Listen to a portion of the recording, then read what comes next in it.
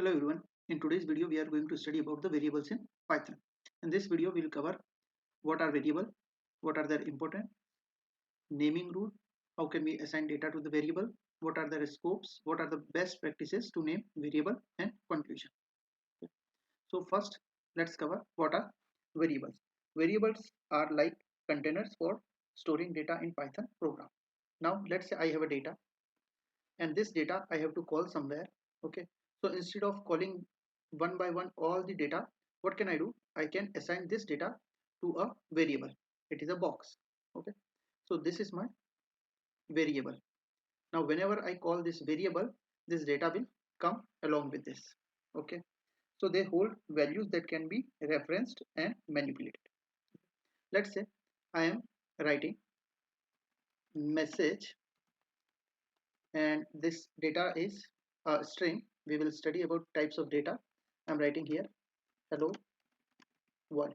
Okay, so this is my variable and this is my data, but I have to assign this data to this variable. So what am I doing? I am using assignment operator. Okay, using this assignment operator, what am I doing? I'm assigning this data to my variable message. Now if I run this, now I am calling the message. I run this, I will get output as hello world. Okay, what are their importance? Variable make our code flexible and reusable by allowing us to work with dynamic data. They help in breaking down complex problems in manageable parts. Let's say I'm having a variable radius is equal to 5 and area is equal to 3.14 into radius to the power 2. I'm using multiplication twice, that means to the power. It will be read as 3.14 into radius to the power 2. Okay, so I'm having two variable. One is radius and another is area. Okay, so when I call area is equal to this one and I'm calling radius variable here. So when I'm calling this radius variable, this data which is assigned to this radius will come automatically along with this. Okay, let's see what we'll get. I'm writing here radius is equal to 5 and area is equal to 3.14 into radius to the power 2. Okay, now I'm calling area. I will get 78.5. That means the total calculation 3.14 into 5 to the power 2. Now let's say I'm writing here 7. Okay, and this area should be in another cell. Okay, here. Now radius is equal to 7 and area is equal to, if I'll call area again, so when I'm calling radius, the 7 will come automatically here, and now if I'll call area, I will get 153.86, which is the calculation of 3.14 into 7 to the power 2. Okay, so here radius and area are variables storing the radius and area of the circle respectively. The next is variable naming rule. Okay, important. See, there are few rules which needs to be followed for the naming of a variable. We can use letters, we can use underscore, and we can use numbers to name any variable. Okay, but let's say I'm writing my radius is equal to 10. This would be accepted. Okay, or like if I'm saying my one radius is equal to 10, this can also be accepted. But if I'm writing 1 my radius is equal to 10, this will give me error because we cannot use number at the beginning.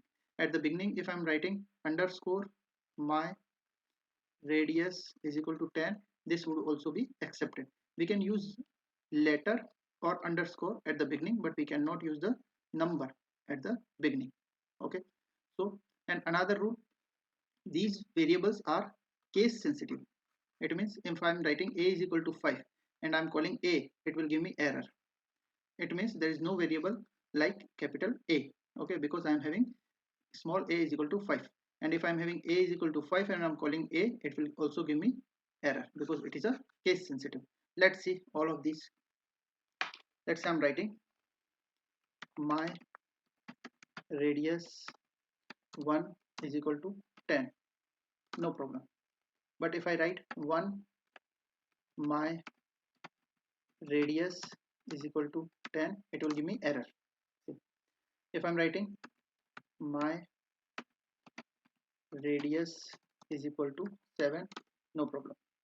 Okay, if I'm calling, if I call this one, I will get 10 as output. If I'll call this one, I will get 7 as output. Okay, but we cannot use number at the beginning.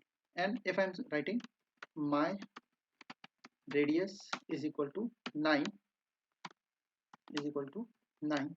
Okay, now if I'm calling my radius, it will give me error because there is no there is no variable name my radius is not defined. Okay, and if I'll do here capital M, it will give me 9. Okay, so what is next? Assignment, variable assignment. How to assign? We have already discussed. We have to use is equal to. Let's say I'm writing x is equal to 5. I have assigned x is equal to 5. We can reassign. Let's say x is equal to x plus 10. Okay, now see, if I am writing this is first this. I'm running this code. Now I'm calling x, I will get 5 as output. Now x is equal to x plus 10. Okay, now I'm writing calling x, I will get 15. Why? Because see, here x, here x is equal to 5. Okay, so whenever I'm calling x, the 5 is coming. Okay, I'm writing here x is equal to x plus 10. It means this 5 is coming here and x plus 10 would be 15 and it will reassign to the x. Now if I'm calling x, it will give me 15 as output. Okay, the next one, variable scope. What are the variable scopes? Okay, let's say I'm writing there are two type of variable. One is local variable and another is a global variable. What are these? See, my global is equal to 10, but let's say I'm writing here my function. Now what is this defining function? We'll discuss in upcoming videos. Okay, local my local is equal to, let's say, 50. Okay. Now I'm writing print my global and print my local. Okay, and I'm calling my function. Okay, what I have done here, we are going to study about all these things, what are defining function, how can we call them, okay, in upcoming videos. Now I'm running this fun. Okay, see, I'm getting both printed 10 and 15. Now I'm calling here, let's say my global. Okay, I'm getting 10. Now I'm calling my local, I'm getting error. Why? Because this variable my local, okay, with this variable is a local variable. It means it can be called within this function only. Okay, but this my global is a global variable. You can use any name. Okay, because this is not under any function. Okay, so I can call outside of the function or outside anywhere in my code, but this my local can be only called to this function only. Okay, so like this there are two type of variables. Now what are the best practices of naming a variable? Let's say I want to write, I will say z is equal to 50. Okay, so z is equal to 50, that it means that what is this 50? It is not telling me any information. Okay, instead of this z I am writing students in class 5 is equal to 50. So this is the best practice of writing any variable. Okay, if you are writing any variable, here see I am writing my global, my local. So they are telling me what are these 10 and 15. Okay, what is the meaning of this data or meaning of this variable? It is giving me some information. So best practice of naming any variable is that use descriptive variable names that reflect their purpose, follow naming conventions, lowercase, uppercase, like this. Okay, write clean and readable code to enhance maintainability. Okay, so in summary we can say that these are the variable. Okay, here we can delete also, we can delete anything. Let's say I want to delete this one. First I will call this, I'm calling this. Okay, I'm getting 50. Now I'm writing this one. Now if I'll call again this, it will give me error because it is not defined. If I am using del and the variable name, it will delete the variable. Okay, so now we are getting error that student in class 5 is not defined.